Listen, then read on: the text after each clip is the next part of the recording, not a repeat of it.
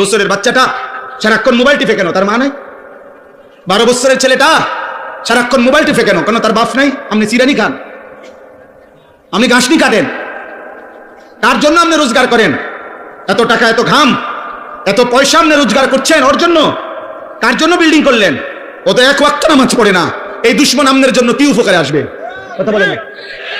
ওই বাপ, আপনি যে আজকে 60 বছর হয়ে গেল, আপনি যে আজকে 30টা বছর ধরে এই বাজারে মাথার ঘাম পায়ে ফেলাইয়া একটা একটা টাকা রোজগার করেন, ব্যবসা করেন। আপনার স্ত্রীও বেপর্দা, আপনার ছেলেও নামাজ পড়ে না, আপনার মেয়েও পর্দা করে না। আপনি এনে বাজারে ঘাম ঝরে, আর তারা বইয়া বইয়া টেলিভিশনে ঘরে সোফাত বইয়া তারা নর্তকীর নাচ দেখে, নাটক দেখে, সিনেমা দেখে। আপনার ছেলে এলাকার আরো 2-4টা বখাটের লগে পুরা দমে মোবাইলে উলঙ্গ ছবি দেখছে, আর আপনার ঘাম বাইয়া বাইয়া পড়তেছে একটা একটা টাকার জন্য।